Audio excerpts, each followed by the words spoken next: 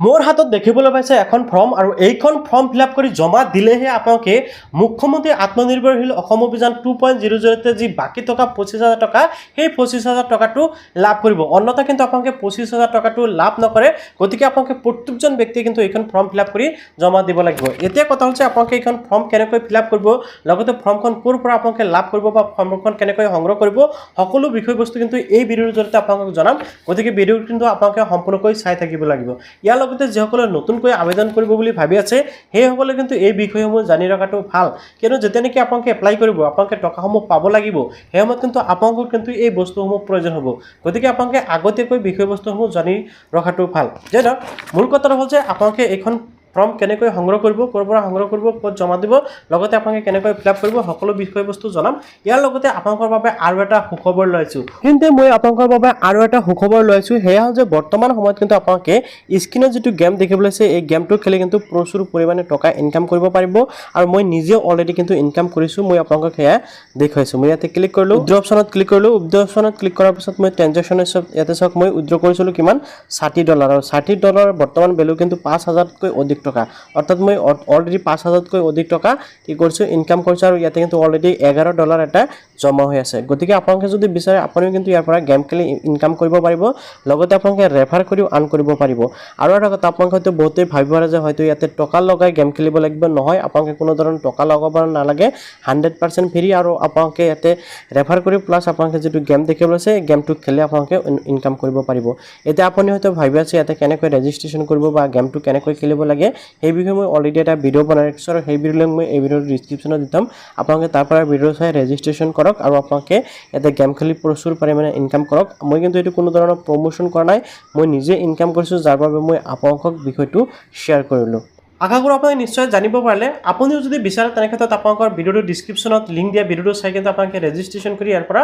প্ৰচুৰ পৰিমাণে ইনকাম কৰিব পাৰিব মই নিজে কৰি আছো সেইবাবে আপোনালোকক জনাই দিলো এটো কোনো ধৰণৰ প্ৰমোশন নহয় যে নক এতিয়া কথা হ'ল যে এই যিখন ফৰ্ম আপোনালোকে ফৰ্মখন ক'ত পাব হেতু হল আটাইতকৈ ডাঙৰ কথা ওকে তো প্ৰথম কথাটো হ'ল যে এই যিখন ফৰ্ম এইখন ফৰ্ম এই সকলেই পাব যি সকল ব্যক্তি নেকি বৰ্তমান সময় ট্ৰেনিং চলি আছে আপোনালোকে জানে মুখ্যমন্ত্ৰী আত্মনিৰ্ভৰশীল অসম অভিযান 2.0 জৰিয়তে যি সকল ব্যক্তিয়ে ৭৫,০০০ টকা পাইছিল সেই সকল ব্যক্তিৰ আকৌ এতিয়া ট্ৰেনিং চলি আছে ওকে 3 দিনীয়া এটা ট্ৰেনিং হ'ব এই 3 দিনীয়া ট্ৰেনিংৰ একদম শেষৰ দিনাখন লাষ্টৰ দিনাখন আপোনালোকক এখন এগ্ৰিমেন্ট ফৰ্ম দিয়া হ'ব আৰু আপোনালোকে সেইখন ফৰ্ম সঠিক আৰু শুদ্ধভাৱে কি কৰিব লাগিব ফিলআপ কৰিব লাগিব ওকে শুদ্ধকৈ ফিলআপ কৰি আপোনালোকে জমা দিব লাগিব তাৰ পিছতে আপোনালোকক টকাখিনি দিয়া হ'ব এতিয়া এইখিনিতে আৰু এটা কথা মই যোগ কৰিব বিচাৰো হে হল যে বহুত সংখ্যক মানুহৰ এতিয়াও কিন্তু ট্ৰেনিংৰ কলটো অহা নাই বা ট্ৰেনিং লেটাৰ যেটো সেই ট্ৰেনিং লেটাৰটো ডাউনলোডিং কৰা যি অপচন সেই অপচনটো অহা নাই বহুত সংখ্যক মানুহৰ এনেকুৱা আছে কমেন্টত জনাই থাকে গতিকে আপোনালোকৰ যিসকলৰ নেকি ট্ৰেনিং কল লেটাৰটো এতিয়ালৈকে শো কৰা নাই বা ট্ৰেনিংৰ ফোন অহা নাই সেইসকলক এটা কথা মই ক'ব বিচাৰো আপোনালোকে একো টেনচন কৰিব নালাগে আপোনালোকে কিছুদিন ধৈৰ্য ধৰক কিয়নো এই যি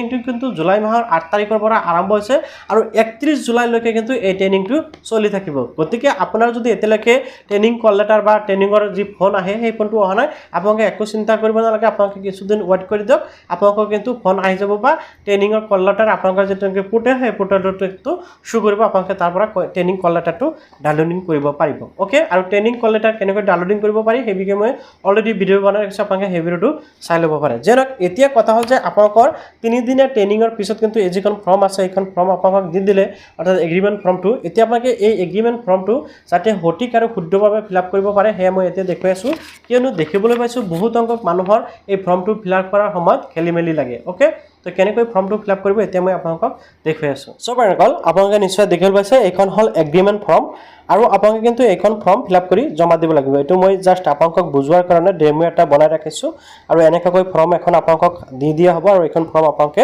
ফিলআপ কৰি জমা দিব লাগিব মই যিসমূহ ডিটেইলছ ইয়াতে দিছো এইসমূহ ডেমো হিচাপে মই জাস্ট এনে আপোনালোকক বুজি পোৱাকৈ জাস্ট ফৰ্মটো ফিলআপ কৰিছো ইয়াতে কোনো ধৰণৰ অৰিজিনাল ডিটেইলছ দিয়া হোৱা নাই তো চাওক আপোনালোকে বহুতে বুজি নাপাব পাৰে কেনেকৈ কি হ'ব তো এতে চাওক this agreement is made on this আজি ডেটটো অৰ্থাৎ আপোনালোকে যেটো ডেটত আপোনালোকৰ ট্ৰেনিংটো শেষ হ'ব সেই ডেটটো আপোনালোকে প্ৰথমতে ইয়াতে দিব লাগিব যেনেকৈ হয় ইয়াতে চাওক আজি হল 13 জুলাই মই কিন্তু ইয়াতে জাস্ট 14 জুলাই লিখি দিছো আপোনালোকক বুজাবলৈ ঠিক আছে তো 14 ইয়াতে আপোনালোকে তাৰিখটো দিব আৰু এই বাকচত আপোনালোকৰ মাহৰ নামটো দিব জুলাই মাহ আৰু এটা 2026 অলৰেডি লিখা আছে ওকে দেন আপোনালোকে 2 নম্বৰ অপশ্যনত আহি গ'ল 2 নম্বৰ বাকচত ইয়াতে চাওক প্ৰথমতে আপোনালোকে দিব লাগিব নিজৰ নাম অৰ্থাৎ যিজন ব্যক্তিয়ে কেণ্ডিডেট অৰ্থাৎ আপুনি আপোনাৰ নিজৰ নামটো ইয়াতে দিব লাগিব ধৰি লওক আপুনি যে এপ্লাই কৰিছে আপোনাৰ নামটো ইয়াতে দিব লাগিব তাৰপিছত ইয়াতে সন অফ অৰ্থাৎ এই যেটো দ্বিতীয় বাকচ ইয়াতে কিন্তু আপোনালোকৰ নিজৰ দেউতাকৰ নামটো লিখিব লাগিব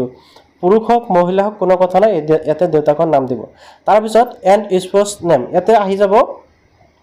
ওয়াইফৰ নেম বা কি হ'ব হাজবেণ্ডৰ নাম এই বাকচত আপোনালোকে যিসকল বিবাহিত মহিলা আছে বা বিবাহিত পুৰুষ আছে সেইসকলৰ ক্ষেত্ৰত ইয়াতে ওয়াইফৰ নেম বা হাজবেণ্ড নেম আহি যাব আৰু যিসকল কি বিবাহ হোৱা নাই সেইসকলৰ নাম কিন্তু ইয়াতে দিব নালাগে ওকে তাৰপিছত ইয়াতে আপোনালোকে এজটো দেখিব লৈছে আপোনালোকৰ যিমান এজ আছে বয়স আছে সেইটো আপোনালোকে দিব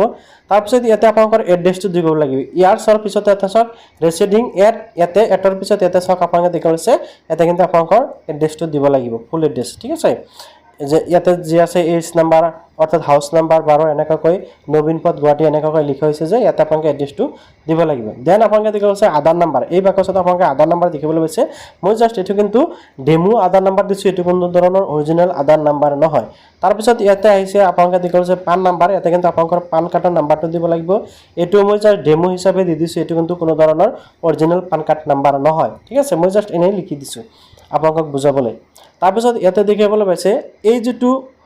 হুয়াৰ অপশন আছে ইয়াতে কিন্তু এটা অপশন দেখিব আছে ইয়াতে নাম্বাৰ দেখিবলৈ আছে CMAA/APPL এনেকৈ দেখিবলৈ পাইছে এটি কিন্তু হল আপোনালোকৰ এটা যেটো নেকি এপ্লিকেশন ৰেফাৰেন্স নাম্বাৰ আপোনালোকে যেটো নেকি এপ্লিকেশন ৰেফাৰেন্স নাম্বাৰ ওলাইছে CMAA 2.0 হেইটোৰ কিন্তু এপ্লিকেশন নাম্বাৰ অৰ্থাৎ আপোনালোকৰ এপ্লিকেশন নাম্বাৰটো বা যেটো নেকি ৰেফাৰেন্স নাম্বাৰ সেই নাম্বাৰটো আপোনালোকে ইয়াতে দিব লাগিব বা আপোনালোকে কিন্তু আপোনালোকৰ কল লেটাৰতো এই নাম্বাৰটো পাই যাব এটো আপোনালোকে সঠিকভাৱে দিব লাগিব এই নাম্বাৰটো কিন্তু যাতে আপোনালোকে কোনো ধৰণৰ ভুল নকৰে ওকে তাৰপিছত তলত আহি গ'ল তলত জাস্ট আপোনালোকে এটা দেখিবলৈ পাইছে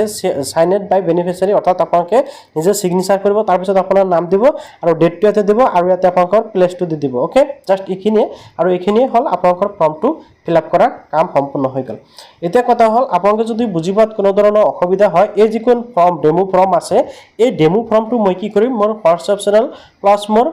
যেটো নেকি টেলিগ্ৰাম চেনেল আছে দুটাতে আপলোড কৰি দি থম আপোনালোকক লিংক আপোনালোকে তাৰ পৰা কি কৰিব পাৰিব ডাউনলোডিং কৰি আপোনালোকৰ সুবিধাতে চাব পাৰে ওকে তো আপোনালোকে ইয়াৰ পৰা চাব ইয়াৰ লগতে আপোনালোকক আৰু এটা কিন্তু কি দিয়া হ'ব এখন ফিডবেক দিয়া হ'ব সেইখন ফিডবেক আপোনালোকে ফিল আপ কৰি সাবমিট কৰিব লাগিব অনলাইনতে এটো লগলগ আপোনালোকক সাবমিট কৰিবলৈ দিয়ে হেতু আপোনালোকক শিকাই দিয়া হ'ব ক'ত কি দিয়া হয় কি নিদিয়া হয় সেইখিনি কিন্তু আপোনালোকক দিয়া হ'ব আৰু যদি আপোনালোকে জানিব বিচাৰে কমেন্টত জনালে মই নেক্সট ভিডিঅত দেখুৱাম যে আপোনালোকে ফিডবেকখন কেনেকৈ সাবমিট কৰিব লাগে আৰু প্ৰত্যেকজন ব্যক্তি কিন্তু নিজৰ মোবাইল নাম্বাৰ মোবাইল আৰু আপোনালোকৰ ইমেইল লগত লৈ যাব লাগিব আৰু এইখন নাম্বাৰ যেটো নেকি মই কলো সিএমআৰ এপ্লিকেশন নাম্বাৰ বা ৰেফাৰেন্স নাম্বাৰ এটো কিন্তু আপোনালোকে ফিডবেকটো সাবমিট কৰাৰ সময় প্ৰয়োজন হ'ব গতিকে আপোনালোকৰ কোনো ধৰণৰ ভুল নকৰিব আপোনালোকে ডকুমেন্টছখিনি লগত লৈ যাব ইয়াৰ লগতে আপোনালোকে যেতিয়া নেকি ট্ৰেইনিংত যাব ট্ৰেইনিংত যোৱাৰ সময়তে কিন্তু কিছুমান ডকুমেন্টছৰ প্ৰয়োজন হয় যেনেকৈ আপোনালোকৰ আধাৰ কাৰ্ড লাগিব আপোনালোকৰ বেংকৰ পাছবুকখন লাগিব আৰু আপোনালোকৰ কিন্তু যেটো নেকি এপ্লিকেশন সেই এপ্লিকেশনৰ লগত লৈ যাব ওকে